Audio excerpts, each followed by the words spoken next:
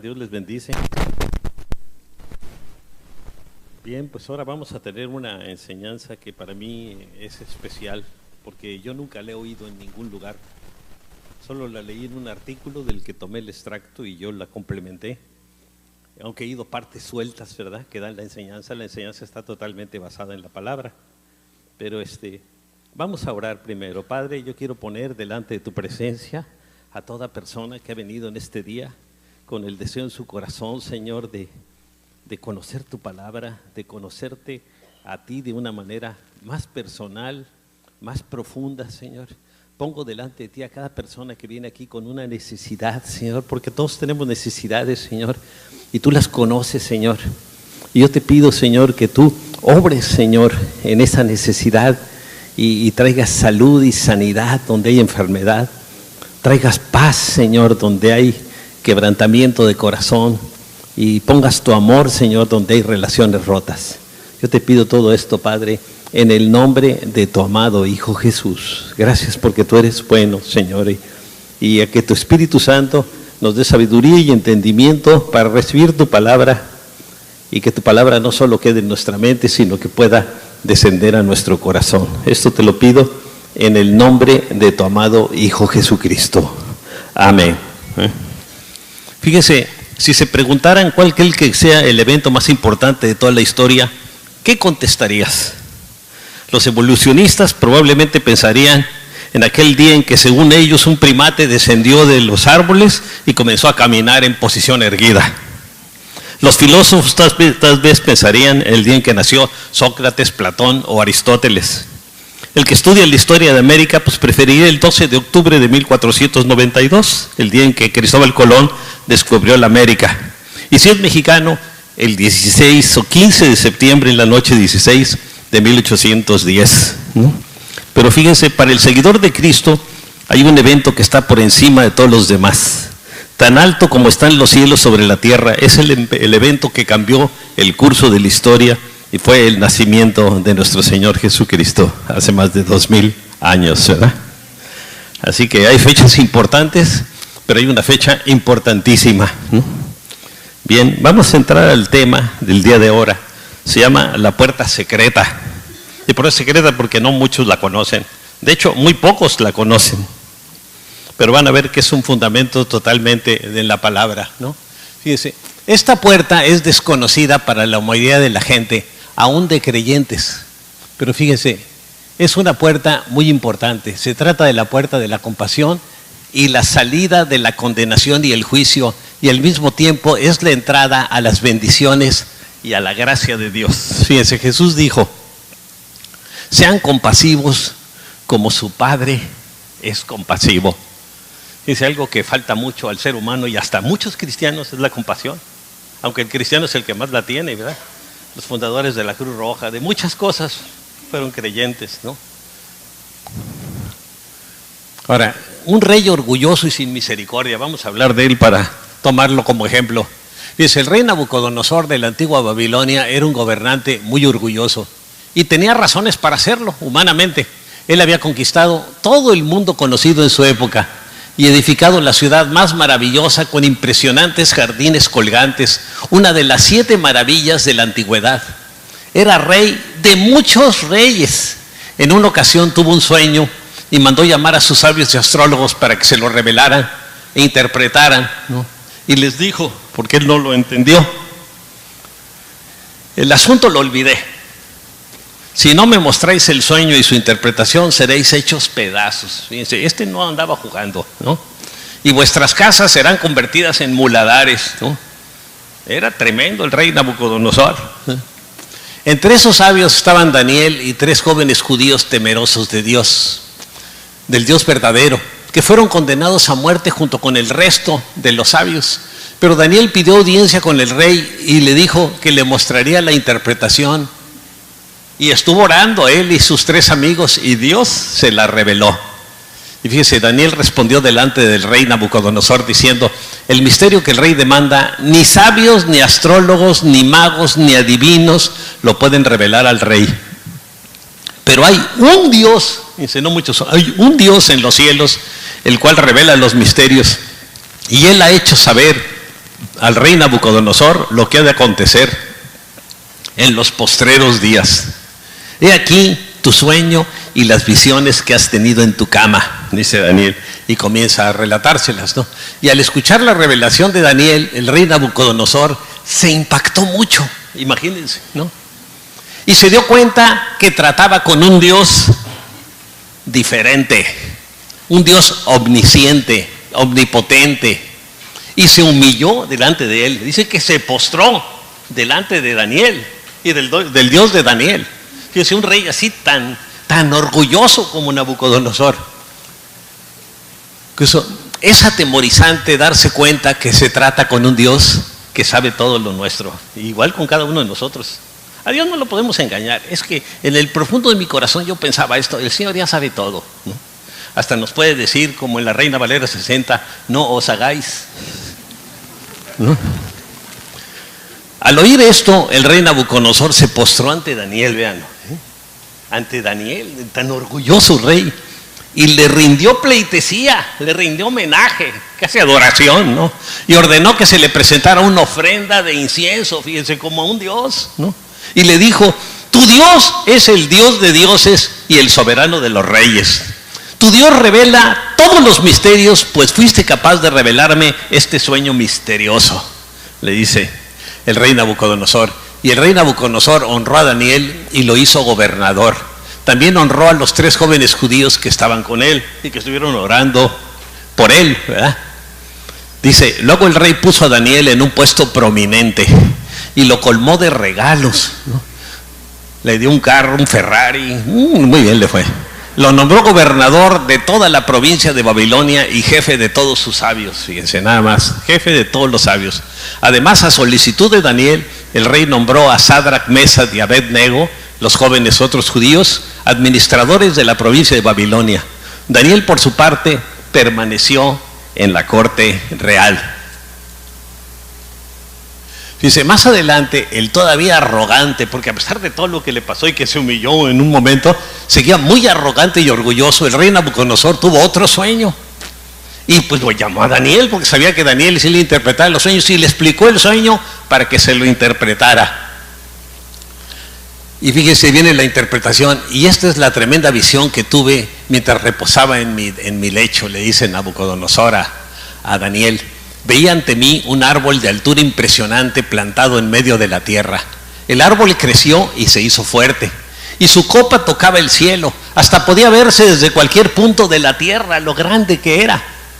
Y vean lo que le contesta Daniel: ese árbol es su majestad, el rey Nabucodonosor, que se ha hecho fuerte y poderoso, y con su grandeza ha alcanzado el cielo.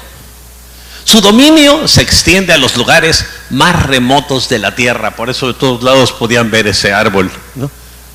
Y Daniel explicó el sueño y le dio la interpretación que recibió de parte de Dios.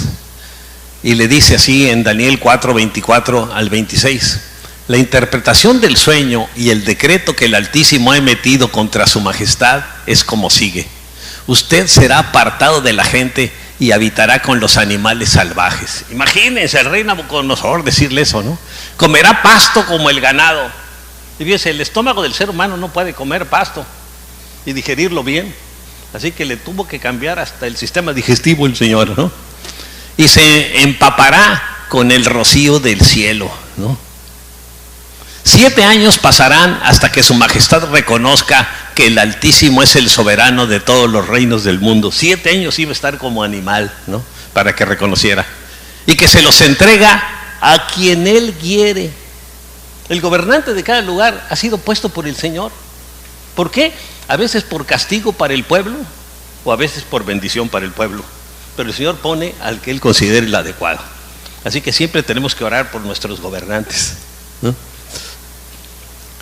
La orden de dejar el tocón es el pedazo de tronco y las raíces del árbol, quiere decir que su majestad recibirá nuevamente el reino, cuando haya reconocido que el verdadero reino es el del cielo, ¿no?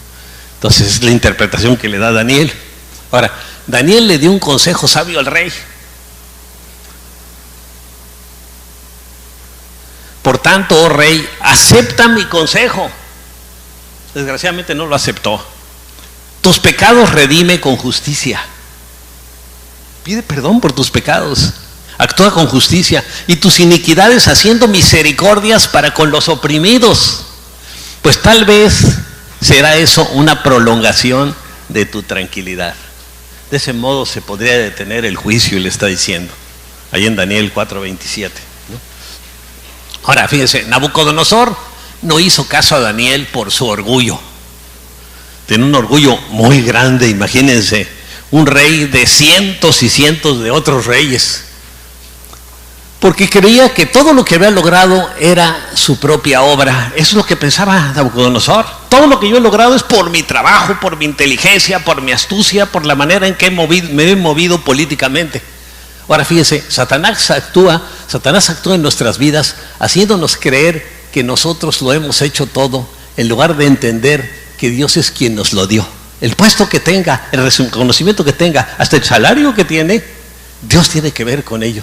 Pero el orgullo, fíjese, está muy relacionado con la falta de misericordia, ¿no? ¿Qué dice Miqueas 6:8? Ya se te ha declarado lo que es bueno, ya se te ha dicho lo que de ti espera el Señor. Practicar la justicia, actúa con justicia, ¿no? Hazte cuenta que eres un juez, sé un juez justo. Amar la misericordia, sé misericordioso y humillarte ante tu Dios.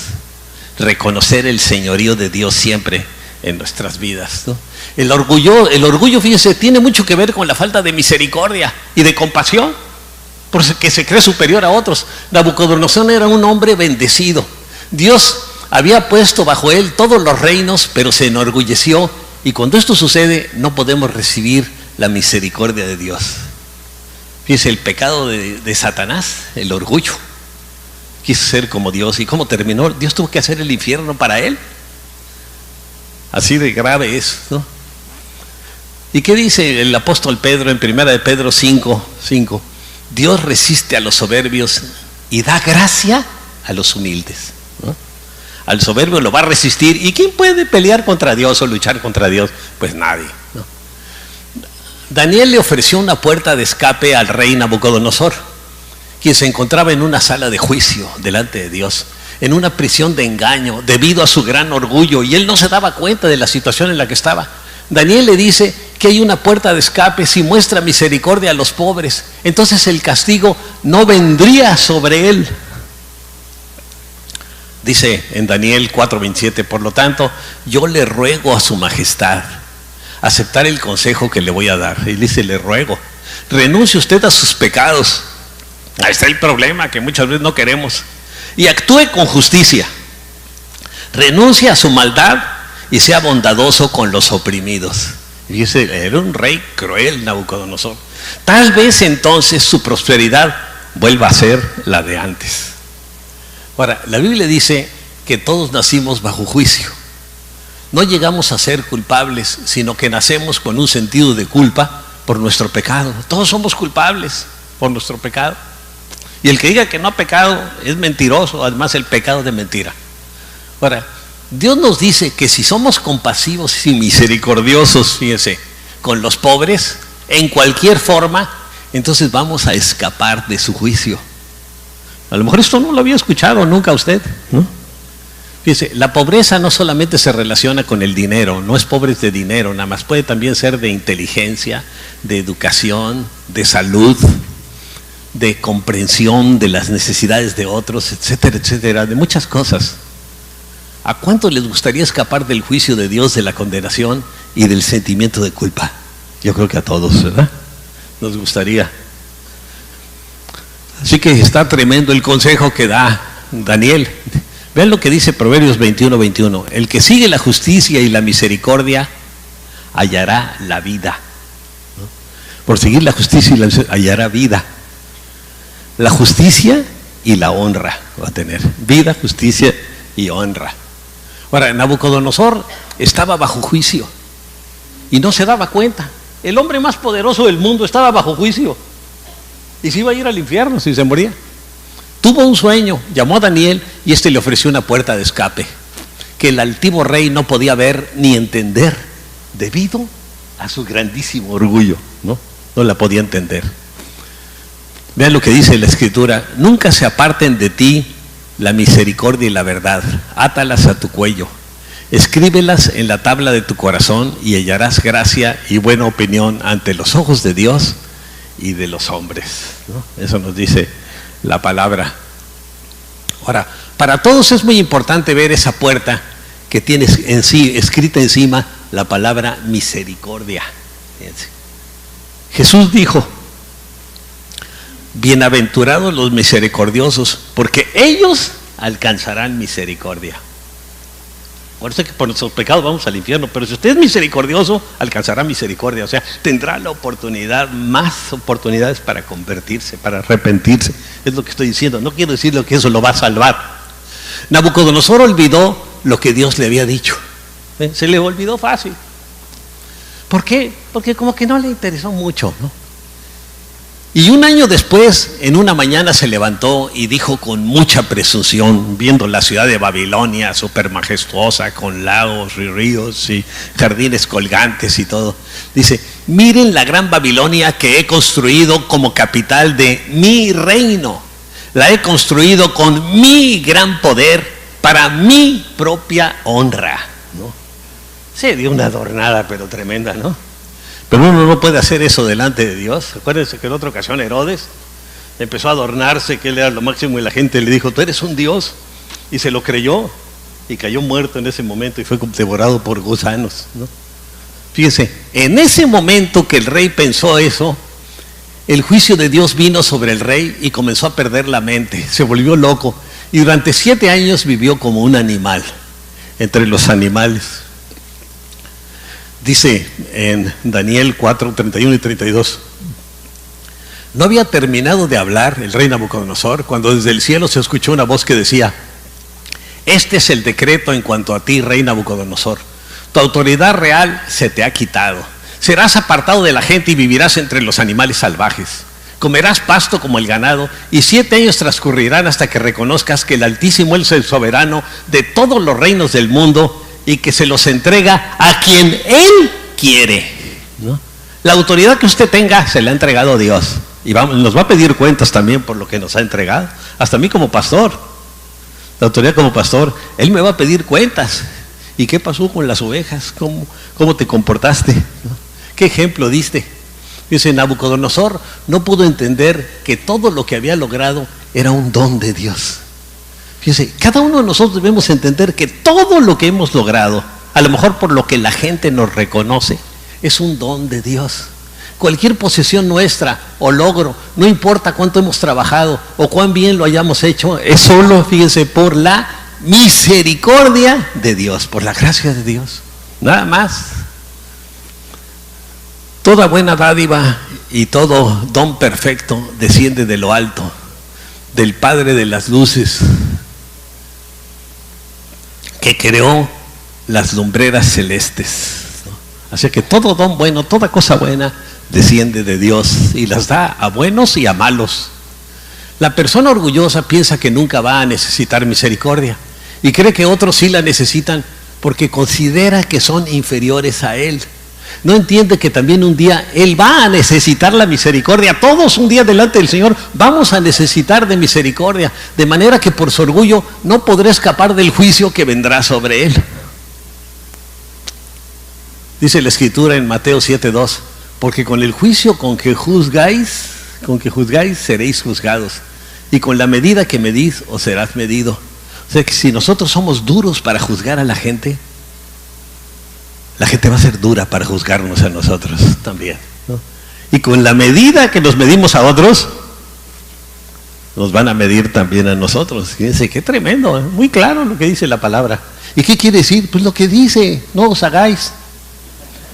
Muchos no entendemos que nuestra puerta de escape de la condenación y el juicio consiste en ser misericordiosos y compasivos para que Dios nos dé otra oportunidad para arrepentirnos antes de morir. Porque sin arrepentimiento usted no se va a salvar, pero que Dios le dé otra oportunidad.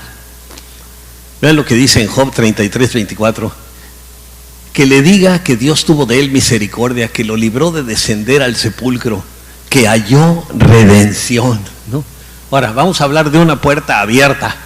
Dice, la Biblia nos cuenta acerca de un centurión romano llamado Cornelio. Miren, yo no sé por qué le pusieron Cornelio pudiéndole haber puesto Aurelio, ¿no? Pero en fin, ¿no?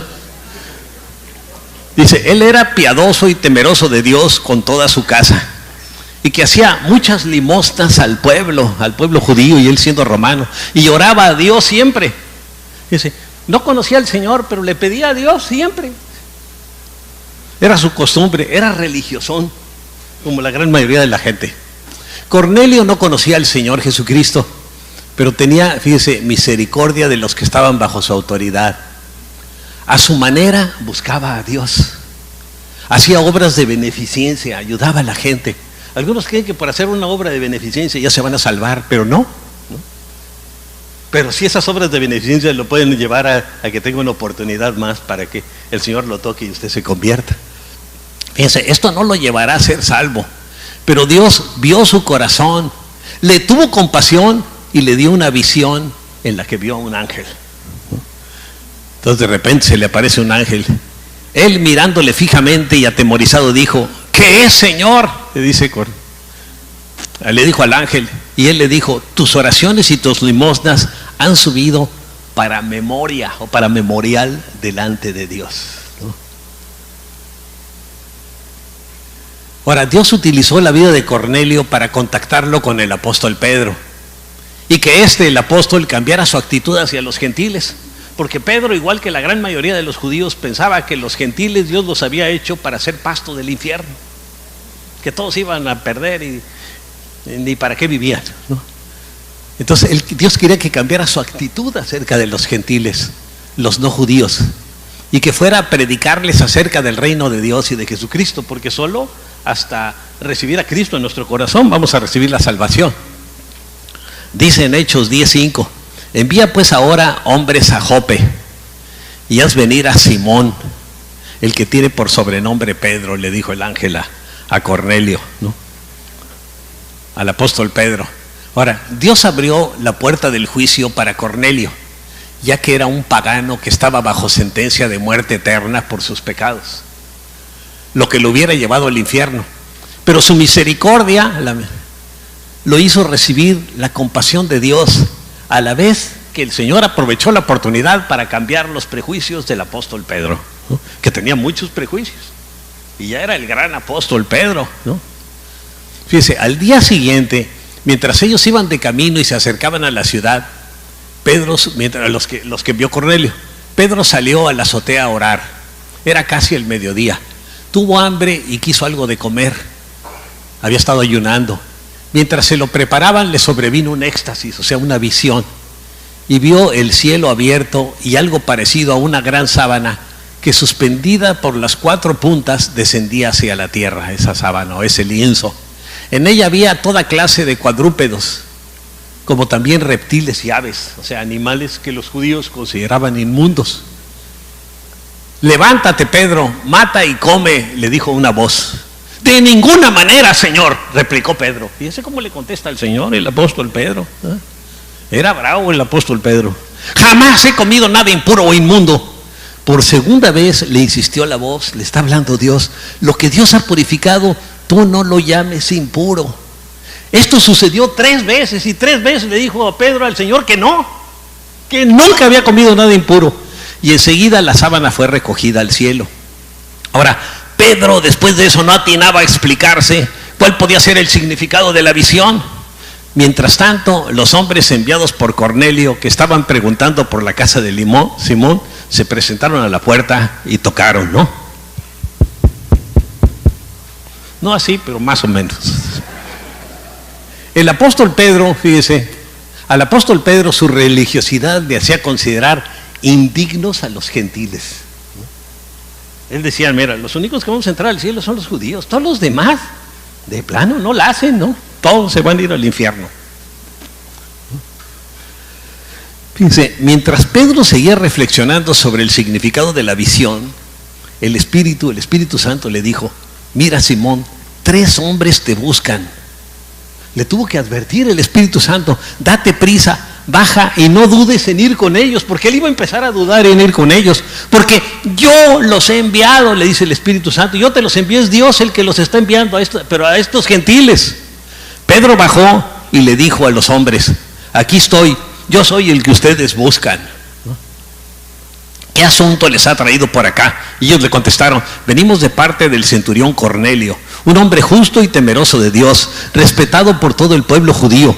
Un ángel de Dios le dio instrucciones de invitarlo a usted a su casa para escuchar lo que usted tiene que decirle. Por supuesto que Pedro nunca hubiera ido a la casa de Cornelio, pero por eso el Espíritu Santo le tuvo que advertir, y primero bajó la manta con los animales inmundos y todo eso, porque ellos así veían a los romanos. Pedro fue con Cornelio, que se había reunido con sus familiares, y les habló. Ahí está Pedro y Cornelio. Cuando Pedro entró, salió Cornelio a recibirle, y postrándose a sus pies adoró.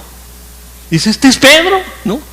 El hombre que Dios está usando tremendamente, y se le hincó, ¿no? Ya ven que para la iglesia tradicional está considerado el primer papa, ¿no? Mas Pedro le levantó diciendo: levántate, pues yo mismo también soy un hombre. Él mismo impidió que lo adoraran y que lo veneraran y que se hincaran delante de él. Y hablando con él, entró y halló a muchos que se habían reunido ahí en la casa de Cornelio, ¿no? Y les dijo: ustedes saben cuán abominable es para un varón judío juntarse o acercarse a un extranjero. Imagínense, está delante de puros romanos y le dice: ustedes saben cuán abominable es para un judío como yo acercarse a un extranjero como ustedes, ¿no? Esto es algo abominable, ¿no? Pero a mí me ha mostrado Dios que a ningún hombre llame común o inmundo, por lo cual al ser llamado vine sin replicar. Pues porque el Espíritu Santo le había hablado, si no se le hubiera pasado replicando, ya había replicado 3 veces cuando bajó el manto. Así que pregunto: ¿por qué causa me han hecho venir? ¿Cuál es la razón por la que ustedes quieren que yo esté aquí con ustedes, ¿no? Y fíjense, y Cornelio le contó a Pedro la visión que había recibido de un ángel. Ahí Pedro comenzó a darse cuenta, fíjense, de sus prejuicios. Dice en Hechos 10, 34 al 36, entonces Pedro, abriendo la boca, dijo: en verdad comprendo que Dios no hace acepción de personas.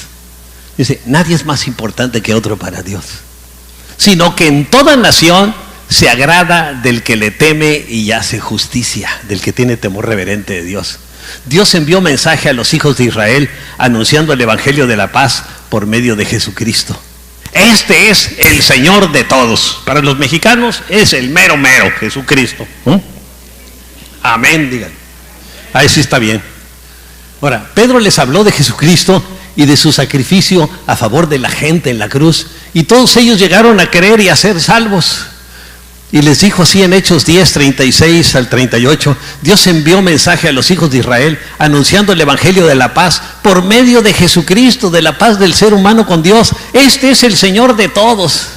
Y luego les dice Pedro: vean cómo Dios ungió con el Espíritu Santo y con poder a Jesús de Nazaret, y cómo éste anduvo haciendo bienes y sanando a todos los oprimidos por Dios, por el diablo, porque Dios estaba con él, ¿no? Y nos mandó que predicásemos al pueblo y testificásemos que Él es el que Dios ha puesto por juez de vivos y muertos. A todos nos mandó predicar. Todos tenemos que compartirle a la gente del amor de Cristo. De o sea, de Jesús dan testimonio todos los profetas, todos los que hablaron en el Antiguo Testamento estaban hablando de Jesús, que todos los que en Él creyeren recibirán perdón de pecados por su nombre. Mientras aún hablaba Pedro estas palabras, el Espíritu Santo cayó sobre todos los que oían el discurso, ¿no? Y fueron tocados, ¿no?, por el Espíritu Santo de Dios. Y fíjense, la Escritura dice que cuando Cornelio tenía una cualidad que lo preparó para su arrepentimiento y su salvación, que era misericordioso y compasivo. Fíjense qué importante es ser así. A mí me ha tocado ver a muchos cristianos que no son misericordiosos ni compasivos. Cuando ven algo de lo que no están de acuerdo, lo critican con más dureza que el peor criminal. Y a veces nos falta compasión, ¿no? A mí Dios me dio este mensaje desde hace tiempo, hasta ahora lo di, pero yo no sabía lo que me iba a pasar también en la casa, ¿no? Ahora, los seres humanos tendemos a ser misericordiosos por conveniencia, con alguien de más autoridad, ¿no?, para que nos den un mejor puesto, para que nos vaya bien, o que nos puedan ayudar en algo. Pero la verdadera misericordia consiste en cómo tratamos o ayudamos a quienes están bajo nuestra autoridad y a los que tienen menos, a los pobres y necesitados. Vean cómo es el enemigo, que hay un pobre necesitado y el enemigo lo agarra. Tú volteate para el otro lado, mira, ya vino la chamacona. Y el otro se voltea y dice, qué buena inspiración recibí, ¿no? Pero perdió de vista al necesitado y perdió de vista también la misericordia que Dios iba a tener con él. Porque vean lo que dice en la Escritura, porque juicio sin misericordia se hará con aquel que no hiciere misericordia. Y la misericordia triunfa sobre el juicio. Así que el que no tiene misericordia, lo mismo nos va a pasar a nosotros, pero la misericordia triunfa sobre el juicio. Cornelio recibió la compasión de Dios no porque cumpliera todas las reglas religiosas requeridas. Fíjense, porque la religión trata de reglas y de cumplir reglas, pero la espiritualidad trata de la gracia inmerecida de Dios. Lo que tenemos solo es por gracia, es algo inmerecido de parte de Dios. Dice en Hechos 15:5, no puede ser, más bien como ellos creemos que somos salvos por la gracia de nuestro Señor Jesucristo, dice el apóstol Pablo. Como ellos, como los romanos, como los judíos, somos salvos por la gracia de nuestro Señor Jesucristo, nada más. El Señor es bueno y su misericordia es para siempre, dice el Salmo 136. Dios es bondadoso aún con los malos. El sol sale sobre buenos y malos. Un día habrá un juicio, pero no es porque Dios sea malo, sino por la injusticia de los seres humanos que no quieren arrepentirse. Miren lo que dice en Juan, aquí dice Jun, pero es Juan. En Juan 3, 16, 19 y 20.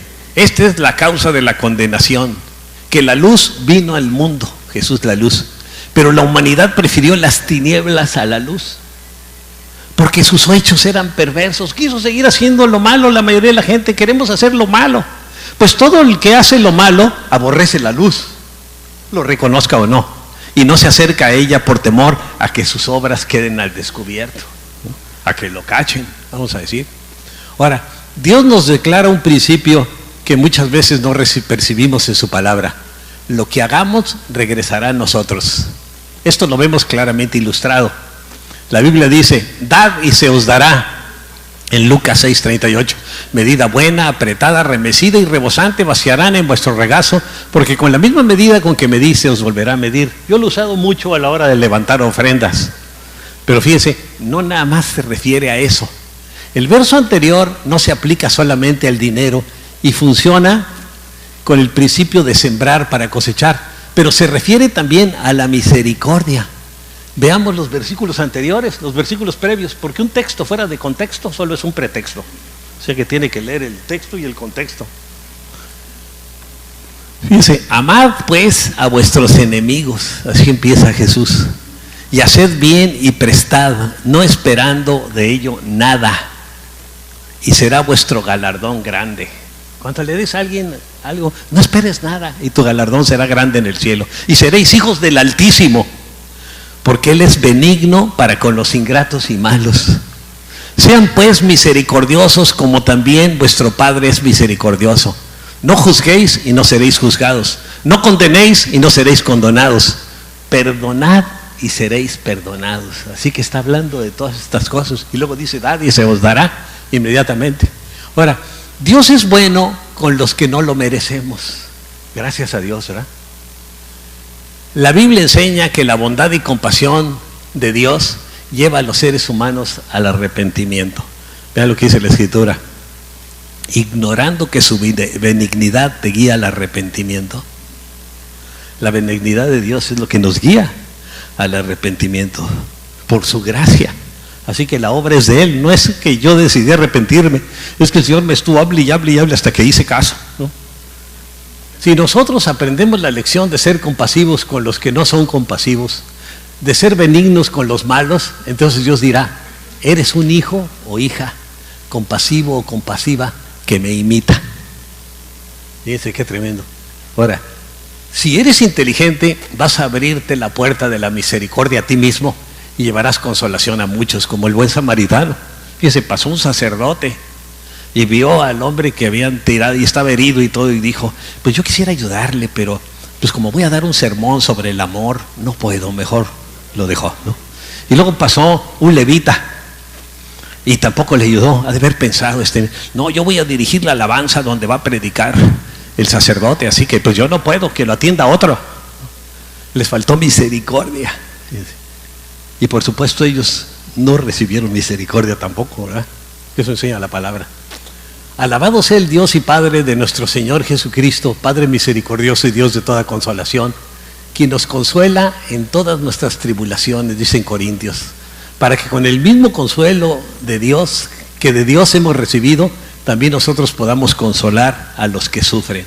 Dios permite que pasemos situaciones difíciles para que nosotros a través de esas situaciones nos hagamos sensibles a las necesidades de otros y poder ayudarles y apoyarles. Así pues, como participamos abundantemente en los sufrimientos de Cristo, así también por medio de Él tenemos abundante consuelo. Si sufrimos es para que ustedes obtengan consuelo y salvación. O sea que al sufrir Dios me consuela y me anima, y yo debo ser un instrumento de Dios para hacer lo mismo. Y si somos consolados es para que ustedes tengan el consuelo que los ayude a soportar con paciencia los mismos sufrimientos que nosotros padecemos. Entonces hay que tener compasión por la gente si queremos que Dios tenga compasión por nosotros. Firme es la esperanza que tenemos en cuanto a ustedes, porque sabemos que así como participan de nuestros sufrimientos, así también participan de nuestro consuelo, dice el apóstol Pablo en 2 Corintios 1, 3 al 7.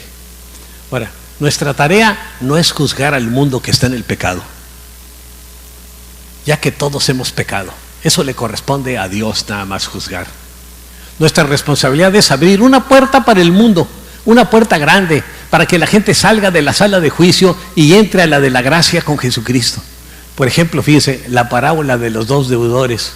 Uno debía 10,000 talentos, o sea, imagínense, 10,000 monedas de oro, y el otro 100 denarios, 100 monedas de plata, nada más. Y quiero leerles esto que viene aquí en la palabra, en Mateo 18, 23 al 35.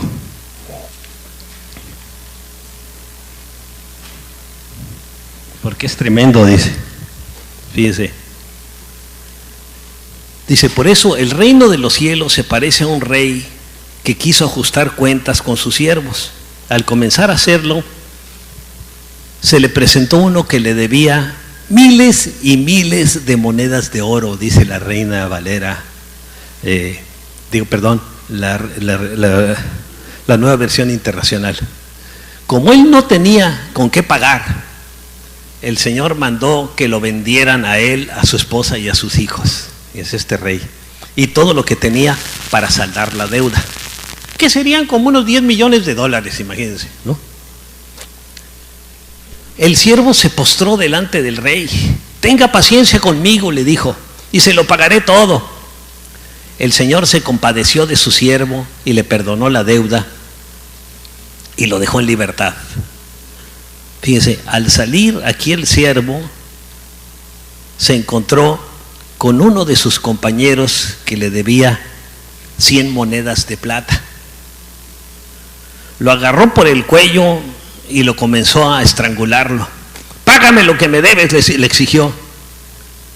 Su compañero se postró delante de él. Ten paciencia conmigo, le dijo, yo te lo pagaré. Pero él se negó. Más bien hizo que lo metieran en la cárcel hasta que pagara toda la deuda. Cuando los demás siervos vieron lo que él había hecho, se molestaron mucho y fueron a contárselo al Señor, que le había perdonado la deuda grande. Entonces el Señor mandó llamar al siervo y le dice, siervo malvado,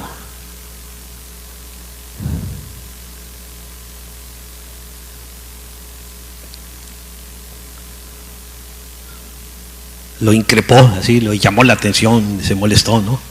Te perdoné toda la deuda porque me lo suplicaste. ¿No debías haber hecho tú también lo mismo con tu compañero? Y portarte con él como yo me comporté contigo. Y enojado, el Señor lo entregó al carcelero para que lo torturaran hasta que pagara todo lo que debía. Así también vuestro Padre Celestial los tratará a ustedes, mientras que cada uno no perdone de corazón a su hermano, ¿no? Así que fíjense, qué tremendo esta, ¿no? Se lo cobraron todo. ¿Por qué? Porque le faltó misericordia. Ven qué importante es tener misericordia delante del Señor, ¿no?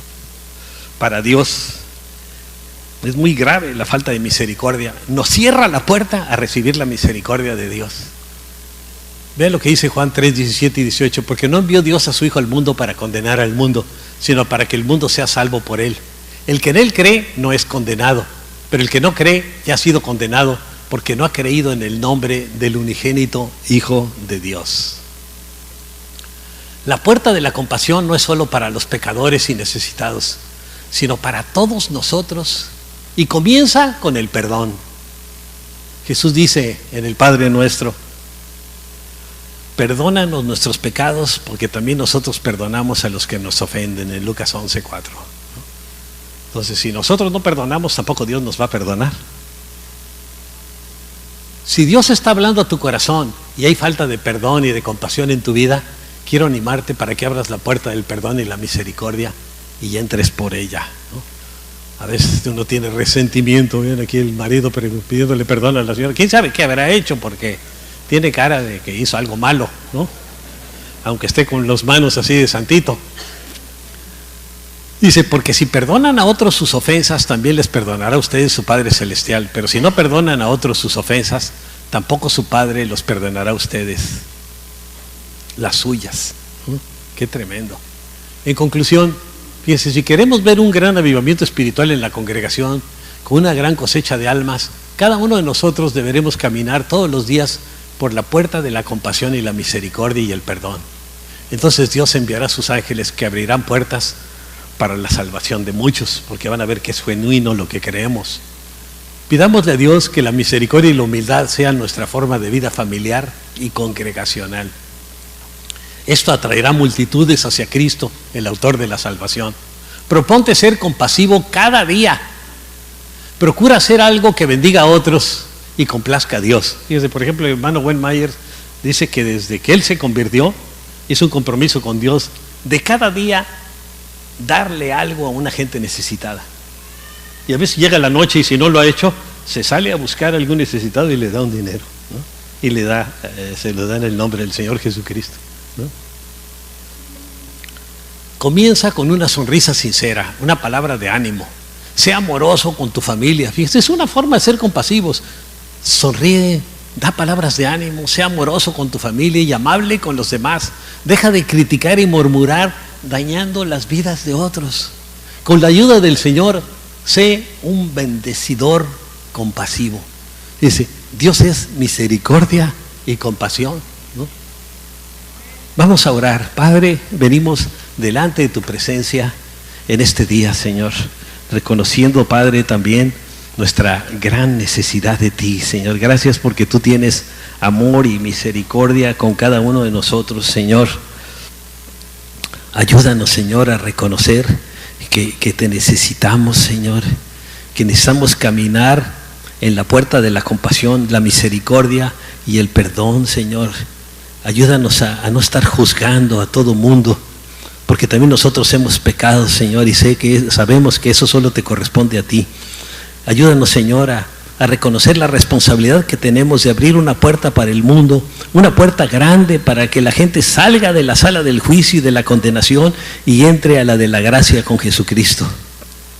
Señor, ayúdanos a darnos cuenta que esa puerta de la compasión es para nosotros y que debe de comenzar con el perdón. Que perdonemos a toda persona que nos haya ofendido o que hizo algo que nos ofendió.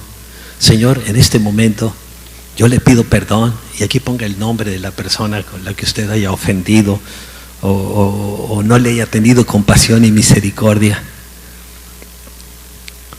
Gracias, Señor, porque tú quieres bendecir mi vida y mi familia, Señor, y que esta enseñanza me ayude a comprender la importancia, Señor, de pedirte a ti que la misericordia y la humildad sean una forma de vida personal, familiar y congregacional en este lugar, para que muchos se acerquen a Cristo y vean que lo que nosotros creemos realmente es genuino. Señor, en este día yo me propongo ser compasivo cada día y hacer algo cada día que bendiga a otros y te complazca a ti, comenzando con una sonrisa sincera o una palabra de ánimo, palabras amorosas para mi familia y amables con los demás. Señor, me comprometo en este momento a dejar de criticar, de juzgar y de murmurar, dañando las vidas de otros, Señor, y afectándolas. Y con tu ayuda, Señor, sé que yo voy a ser un bendecidor compasivo. Gracias, Señor, porque tú eres bueno, porque tu misericordia es muy grande. Yo alabo y bendigo tu santo nombre, Señor Jesús. Amén, amén, amén. Bien, ahora vamos a... Gracias a Dios, ¿verdad? A mí me ha ayudado mucho desde que la vi, porque iba a tener una situación que iba yo a poder ser, a lo mejor iba a ser muy duro, pero después de la enseñanza que recibí del Señor, como que ya me volví más suavecito. Dios les bendice. Bien, pues ahora vamos a tener una enseñanza que para mí es especial, porque yo nunca la he oído en ningún lugar. Solo la leí en un artículo del que tomé el extracto y yo la complementé. Aunque he ido partes sueltas, ¿verdad?, que dan la enseñanza está totalmente basada en la palabra. Pero vamos a orar primero. Padre, yo quiero poner delante de tu presencia a toda persona que ha venido en este día con el deseo en su corazón, Señor, de conocer tu palabra, de conocerte a ti de una manera más personal, más profunda, Señor. Pongo delante de ti a cada persona que viene aquí con una necesidad, Señor, porque todos tenemos necesidades, Señor, y tú las conoces, Señor. Y yo te pido, Señor, que tú obres, Señor, en esa necesidad y traigas salud y sanidad donde hay enfermedad. Traigas paz, Señor, donde hay quebrantamiento de corazón, y pongas tu amor, Señor, donde hay relaciones rotas. Yo te pido todo esto, Padre, en el nombre de tu amado Hijo Jesús. Gracias porque tú eres bueno, Señor, y a que tu Espíritu Santo nos dé sabiduría y entendimiento para recibir tu palabra, y que tu palabra no solo quede en nuestra mente, sino que pueda descender a nuestro corazón. Esto te lo pido delante de Daniel y del Dios de Daniel. Fíjese, un rey así tan orgulloso como Nabucodonosor. Es atemorizante darse cuenta que se trata con un Dios que sabe todo lo nuestro, igual con cada uno de nosotros. A Dios no lo podemos engañar. Es que en el profundo de mi corazón yo pensaba esto: el Señor ya sabe todo, ¿no? Hasta nos puede decir, como en la Reina Valera 60, no os hagáis, ¿no? Al oír esto, el rey Nabucodonosor se postró ante Daniel, véanlo, ante Daniel, tan orgulloso rey, y le rindió pleitesía, le rindió homenaje, casi adoración, ¿no? Y ordenó que se le presentara una ofrenda de incienso, fíjense, como a un dios, ¿no? Y le dijo: tu Dios es el Dios de dioses y el soberano de los reyes. Tu Dios revela todos los misterios, pues fuiste capaz de revelarme este sueño misterioso, le dice el rey Nabucodonosor. Y el rey Nabucodonosor honró a Daniel y lo hizo gobernador. También honró a los 3 jóvenes judíos que estaban con él y que estuvieron orando por él, ¿verdad? Dice: luego el rey puso a Daniel en un puesto prominente y lo colmó de regalos, ¿no? Le dio un carro, un Ferrari, muy bien le fue. Lo nombró gobernador de toda la provincia, en el nombre de tu amado Hijo Jesucristo. Amén. Fíjese, si se preguntaran cuál que sea el evento más importante de toda la historia, ¿qué contestarías? Los evolucionistas probablemente pensarían en aquel día en que, según ellos, un primate descendió de los árboles y comenzó a caminar en posición erguida. Los filósofos tal vez pensarían en el día en que nació Sócrates, Platón o Aristóteles. El que estudia la historia de América pues preferiría el 12 de octubre de 1492, el día en que Cristóbal Colón descubrió la América. Y si es mexicano, el 16 o 15 de septiembre, en la noche 16 de 1810, ¿no? Pero fíjense, para el seguidor de Cristo hay un evento que está por encima de todos los demás. tan alto como están los cielos sobre la tierra. Es el evento que cambió el curso de la historia y fue el nacimiento de nuestro Señor Jesucristo hace más de 2000 años, ¿verdad? Así que hay fechas importantes, pero hay una fecha importantísima, ¿no? Bien, vamos a entrar al tema del día de ahora. Se llama la puerta secreta. Y por eso secreta porque no muchos la conocen. De hecho, muy pocos la conocen. Pero van a ver que es un fundamento totalmente de la palabra, ¿no? Fíjense, fíjense, no andaba jugando, ¿no? Y vuestras casas serán convertidas en muladares, ¿no? Era tremendo el rey Nabucodonosor. Entre esos sabios estaban Daniel y 3 jóvenes judíos temerosos de Dios, del Dios verdadero, que fueron condenados a muerte junto con el resto de los sabios. Pero Daniel pidió audiencia con el rey y le dijo que le mostraría la interpretación. Y estuvo orando él y sus 3 amigos y Dios se la reveló. Y fíjese, Daniel respondió delante del rey Nabucodonosor diciendo: el misterio que el rey demanda, ni sabios, ni astrólogos, ni magos, ni adivinos lo pueden revelar al rey. Pero hay un Dios, fíjense, no muchos, hay un Dios en los cielos, el cual revela los misterios. Y él ha hecho saber al rey Nabucodonosor lo que ha de acontecer en los postreros días. He aquí tu sueño y las visiones que has tenido en tu cama, dice Daniel, y comienza a relatárselas, ¿no? Y al escuchar la revelación de Daniel, el rey Nabucodonosor se impactó mucho, imagínense, ¿no? Y se dio cuenta que trataba con un Dios diferente, un Dios omnisciente, omnipotente, y se humilló delante de él. Dice que se postró. La puerta es desconocida para la mayoría de la gente, aún de creyentes. Pero fíjense, es una puerta muy importante. Se trata de la puerta de la compasión y la salida de la condenación y el juicio, y al mismo tiempo es la entrada a las bendiciones y a la gracia de Dios. Fíjense, Jesús dijo: sean compasivos como su Padre es compasivo. Es algo que falta mucho al ser humano y hasta a muchos cristianos, es la compasión. Aunque el cristiano es el que más la tiene, ¿verdad? Los fundadores de la Cruz Roja, de muchas cosas, fueron creyentes, ¿no?